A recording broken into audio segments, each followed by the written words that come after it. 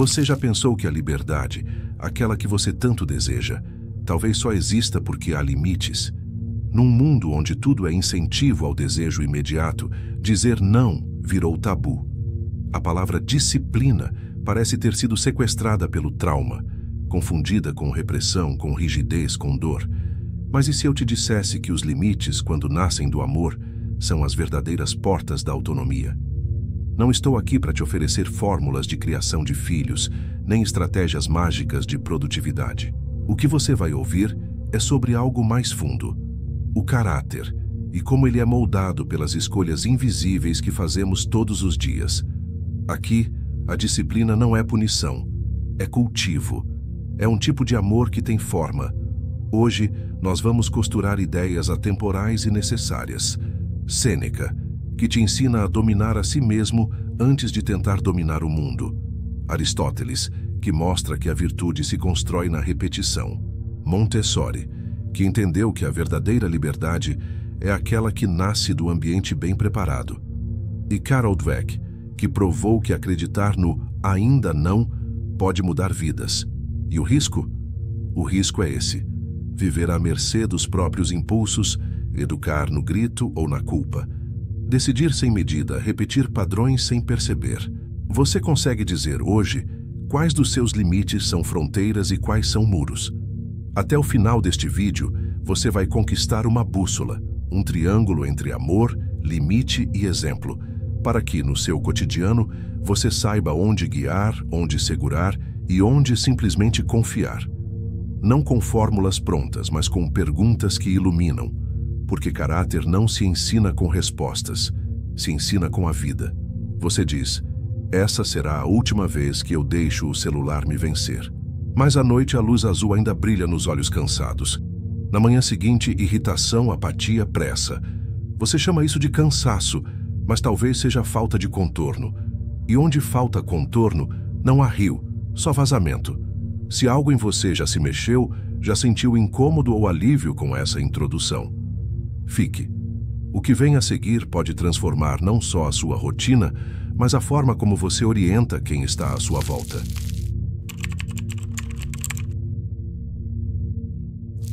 A palavra disciplina vem do latim disciplina, que significa ensinar ou aprender. Mas ao longo dos séculos ela foi sendo confundida com punição, com dureza, com castigo.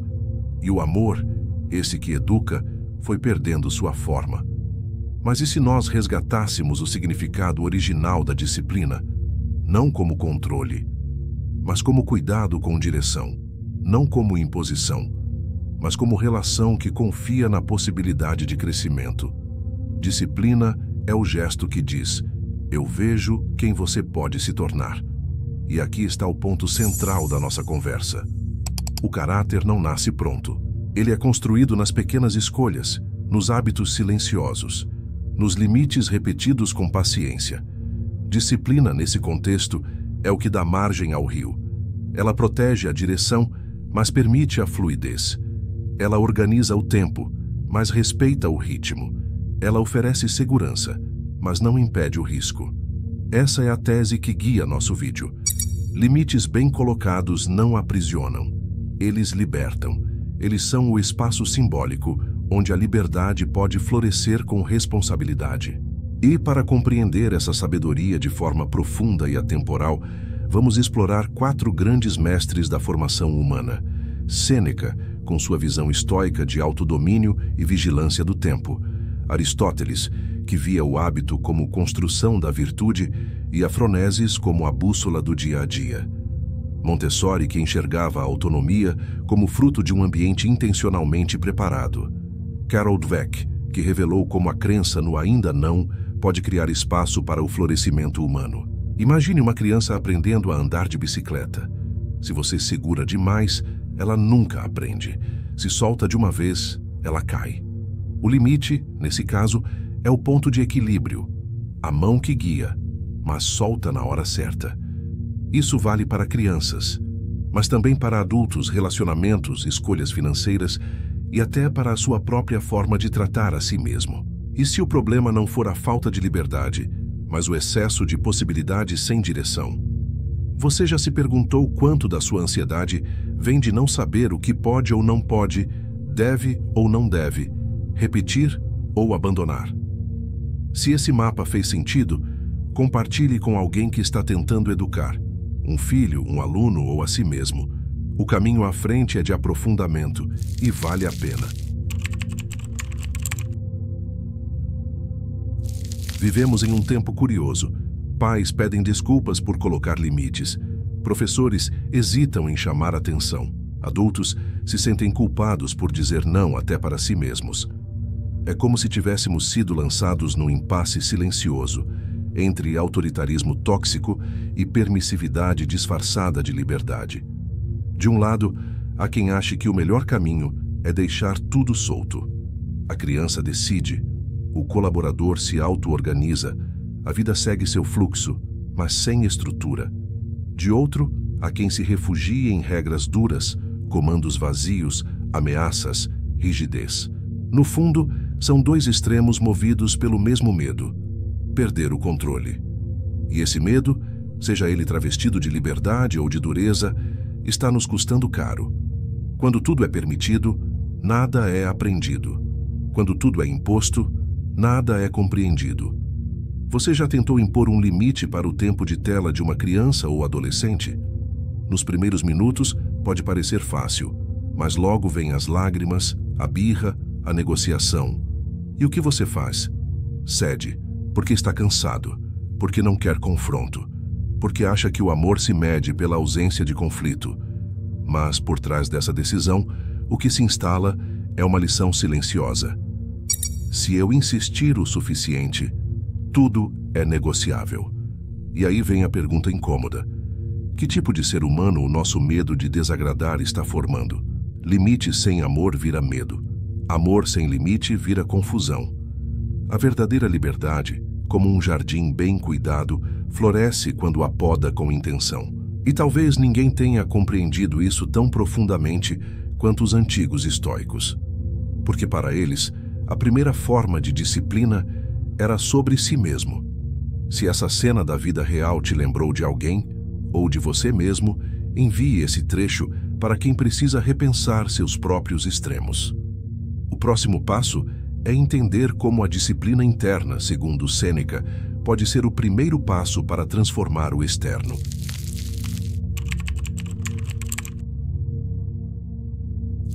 Sêneca, o estoico romano, conselheiro de imperadores e filósofo da alma inquieta, não escreveu para os deuses, escreveu para pessoas como você, que acordam cansadas, querem fazer o certo, mas se perdem no meio do caminho. Não é que tenhamos pouco tempo, é que perdemos muito. Essa frase poderia estar numa notificação do seu celular, num livro de autoajuda moderno ou em um lembrete de produtividade, mas ela foi escrita há quase 2000 anos. Porque o drama humano, o de gastar a vida com o que não importa, não é novo.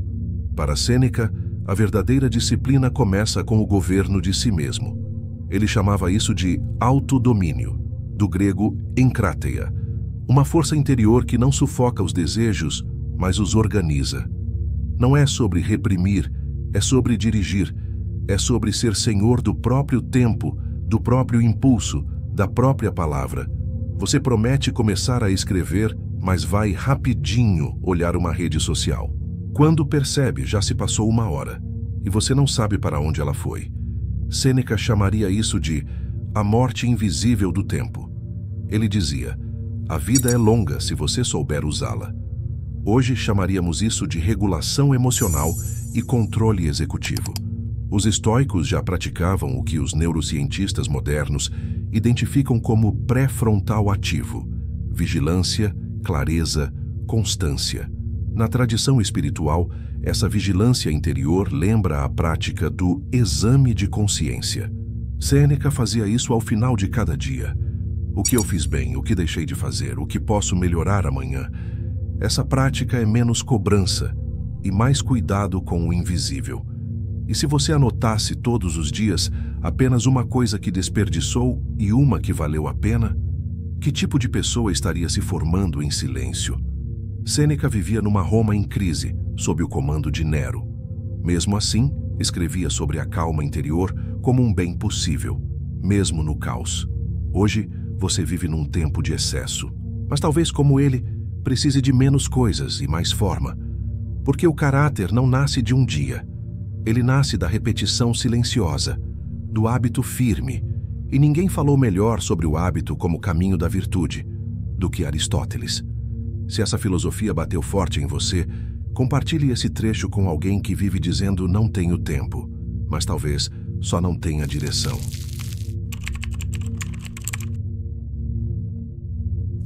Se Sêneca nos ensinou a vigiar o tempo e dominar os impulsos, Aristóteles nos convida a olhar para os gestos pequenos, repetidos, silenciosos, quase automáticos.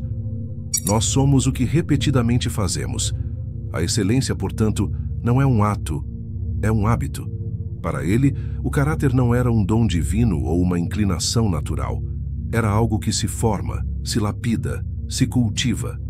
Como uma trilha, cada escolha é um passo que fortalece o caminho. Froneses, ou sabedoria prática, é a arte de saber o que fazer, não na teoria, mas no mundo real. É saber a medida certa, o momento certo, o tom certo. Não é cálculo, é discernimento encarnado. Hexis, ou hábito, é quando uma ação deixa de ser esforço e vira natureza. É o que fazemos mesmo quando ninguém está olhando. Eudaimonia, o fim maior da vida, é aquilo que hoje chamamos de florescimento humano. Viver bem, com sentido, virtude e plenitude. Você sente raiva, mas respira fundo antes de responder. Você quer procrastinar, mas escreve um parágrafo mesmo assim. Você está exausto, mas escolhe não descontar em quem você ama. Pequenas ações quase invisíveis, mas que, repetidas, constroem a alma. Hoje sabemos que 40% do que fazemos no dia são hábitos, não decisões conscientes.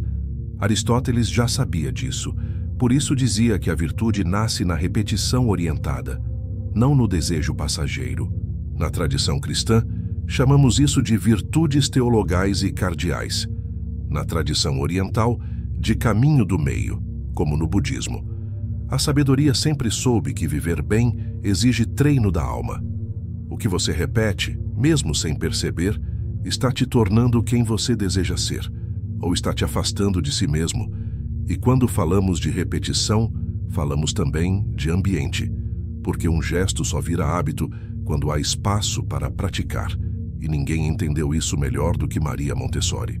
Se você já percebeu que seus hábitos têm mais poder que suas intenções, compartilhe deste trecho com quem está tentando mudar e precisa de firmeza com ternura.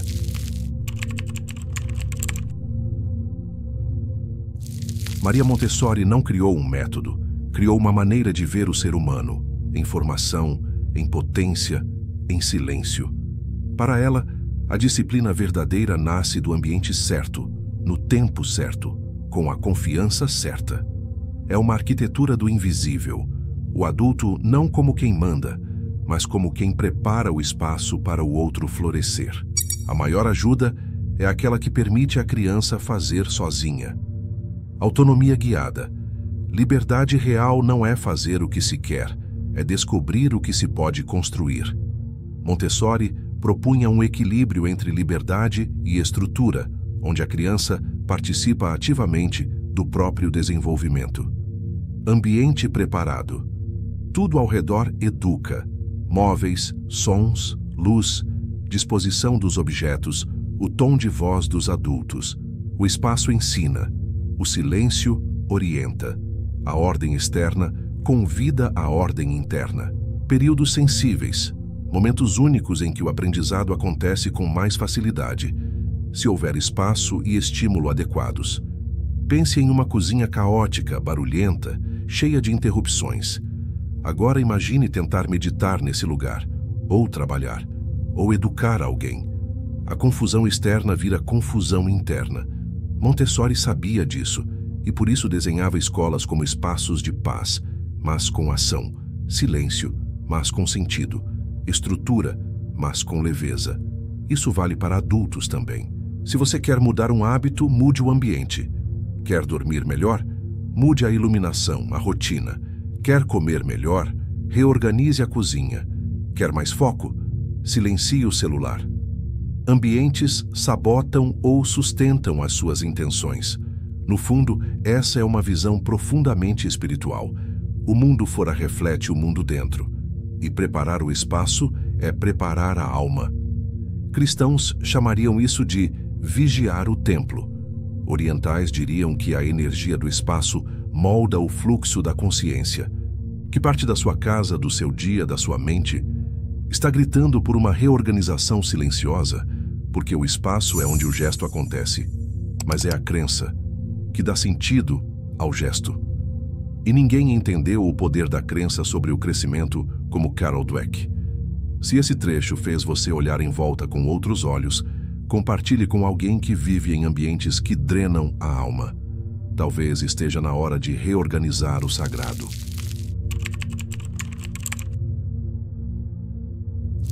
Em uma sala de aula nos Estados Unidos, uma professora entrega uma prova para uma aluna e no lugar da nota escreve "Not yet", ainda não. Essa pequena frase mudaria o rumo da psicologia da educação. Carol Dweck, pesquisadora de Stanford, percebeu algo que talvez você já tenha sentido na pele. Algumas pessoas crescem com os desafios, outras se encolhem. A diferença? A mentalidade. Fixed mindset. Mentalidade fixa. Acredita que inteligência, talento ou caráter são traços imutáveis. Errou? É porque não é bom nisso. Growth mindset. Mentalidade de crescimento. Acredita que tudo pode ser desenvolvido com esforço, estratégia e tempo. Errou? É porque ainda está aprendendo. O poder do ainda não abre portas onde antes só havia muros. Você tenta aprender algo novo, digamos editar vídeos, cozinhar ou até mudar um comportamento emocional. Frustra-se, desiste, mas o problema não é você. O problema é acreditar que fracasso é identidade e não momento. A mentalidade de crescimento diz: você ainda não conseguiu, mas pode conseguir. Essa visão ecoa Montessori, que via o erro como parte do processo, e Aristóteles, que sabia que a excelência vem da prática. Só que Dweck nos mostra isso com dados, neurociência, estudos de caso.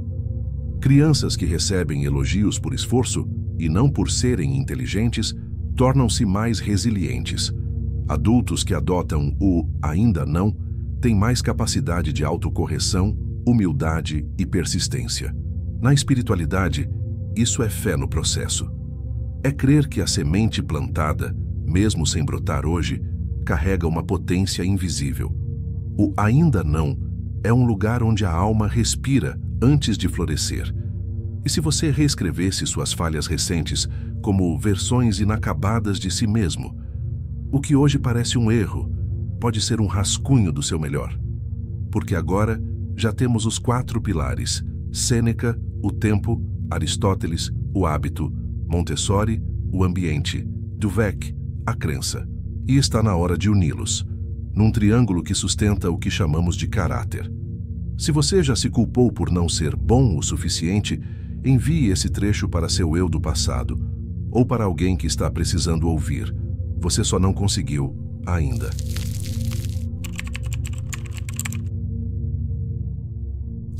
Chegamos agora ao ponto em que a filosofia toca o chão da vida. Até aqui, vimos 4 pilares que sustentam o desenvolvimento do caráter.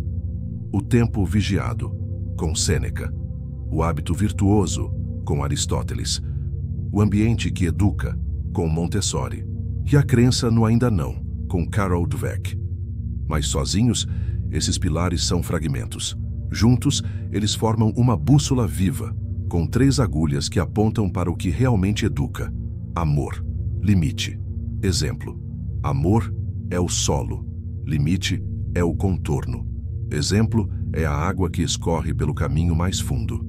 Sem amor, o limite vira medo. Sem limite, o amor vira desordem. Sem exemplo, tudo vira discurso vazio.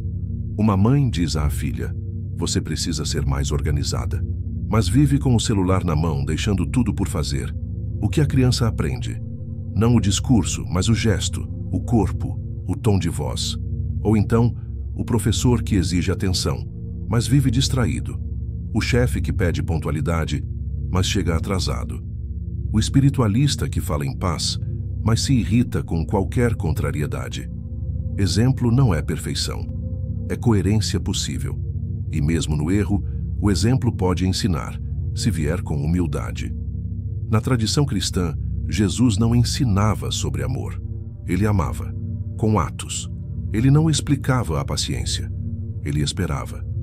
Na tradição budista, o mestre não diz, medite. Ele se senta e vibra silêncio. Na educação do caráter, nada ensina mais que o modo como você vive. Essa convergência nos lembra algo profundo. Não basta ter boas ideias. É preciso ter corpo que as aguente. É preciso viver o que se diz, ainda que imperfeitamente. Um rio corre livre, porque tem margens.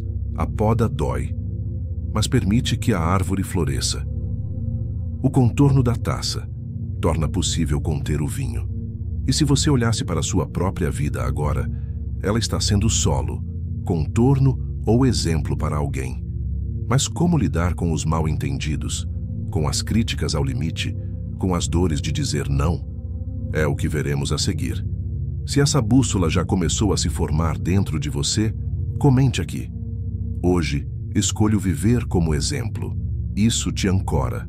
E talvez inspire quem está perdido ao redor.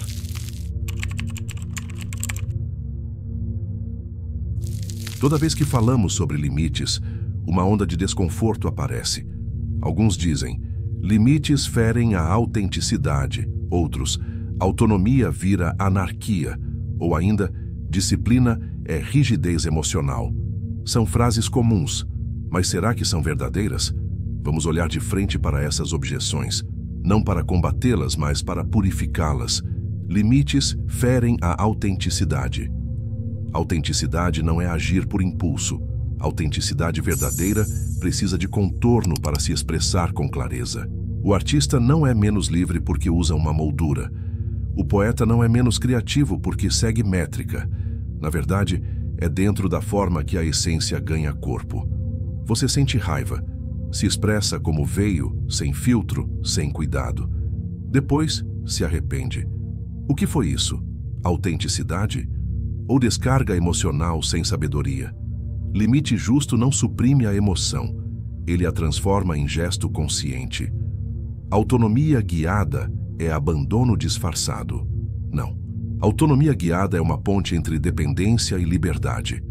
Não é ausência do adulto, é presença que observa, prepara, apoia e sabe a hora de soltar. Montessori dizia, a tarefa do adulto não é moldar a criança, mas preparar um espaço onde ela possa se desenvolver com dignidade. É como ensinar alguém a nadar. Você entra junto na água. Depois vai soltando aos poucos. O abandono é soltar cedo demais. O autoritarismo é nunca deixar nadar. A autonomia guiada é nadar junto até que o outro saiba flutuar. Disciplina é falta de afeto. Pelo contrário, disciplina é o afeto que vê longe. É o amor que diz não. Não para punir, mas para proteger. É o cuidado que assume a responsabilidade de sustentar o que o outro ainda não consegue por si. Na tradição cristã, isso se chama misericórdia firme. Nos exercícios espirituais de Inácio de Loyola, isso se chama discernimento dos espíritos. Na psicologia, isso se chama autorregulação com apego seguro. Onde na sua vida você tem confundido ser amoroso com evitar conflito? E que tipo de caos está nascendo dessa evitação? Cada um tem sua verdade. Sim, mas caráter não é só verdade interna, é também relação com o outro. E toda relação precisa de um código: respeito, escuta, limite, tempo. A liberdade que ignora o outro não é liberdade, é ego inflado. E o ego, quando mimado, vira tirano. O limite não é uma cerca de arame. É uma moldura invisível onde o amor pode crescer com raízes. É a arte de dizer, eu te amo tanto que não vou deixar você se perder de si mesmo. Mas e no cotidiano? Como isso tudo se traduz em decisões reais, práticas, com neblina e cansaço? No próximo capítulo, vamos descer do conceito ao chão, onde tudo se prova. Se alguma dessas objeções já ecoou na sua mente, deixe nos comentários qual mais te pegou e o que mudou na sua forma de enxergar depois desse bloco.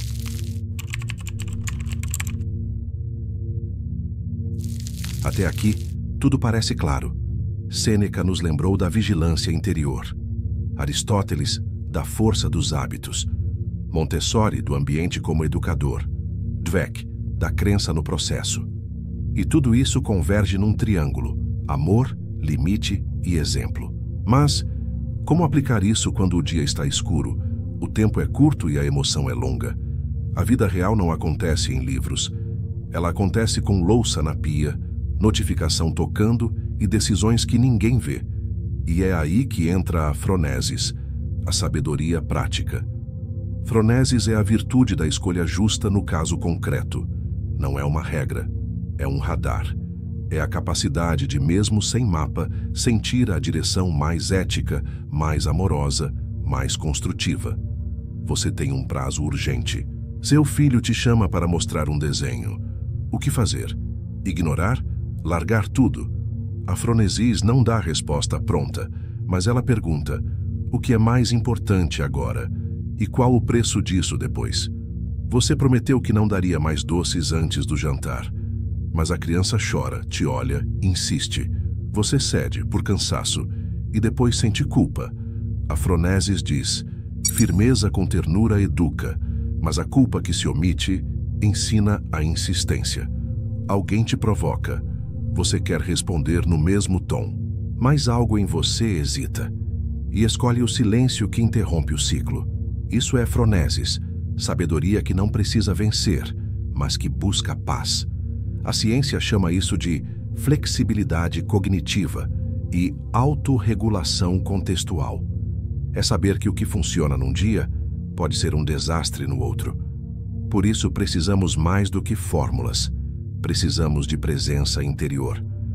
Na tradição dos místicos cristãos, isso se chama discernimento dos espíritos. Nos caminhos orientais, atenção plena.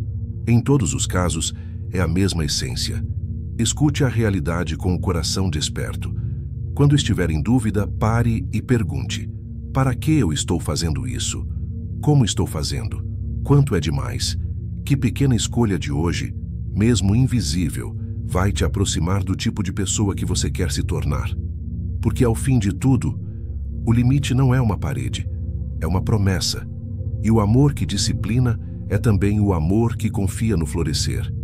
Se alguma dessas cenas pareceu familiar, escreva aqui nos comentários: hoje eu escolho o pequeno passo, e compartilhe com quem anda tentando acertar na neblina.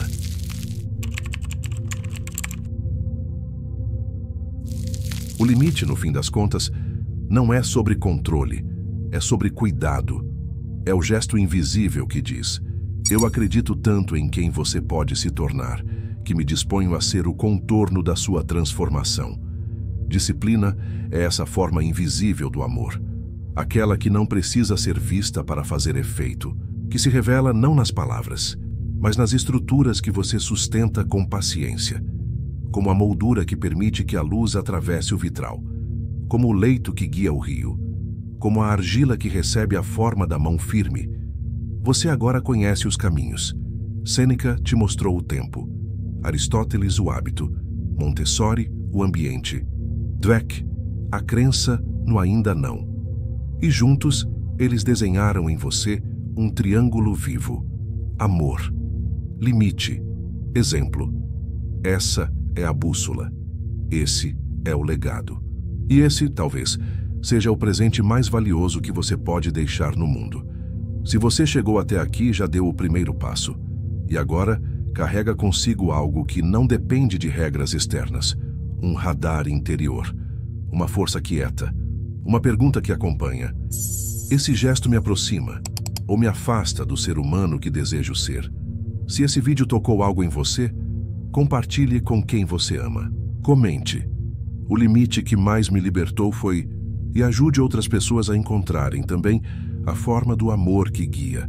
Aqui não falamos sobre fórmulas, falamos sobre presença. E a presença Essa sim transforma. Obrigado por caminhar até aqui.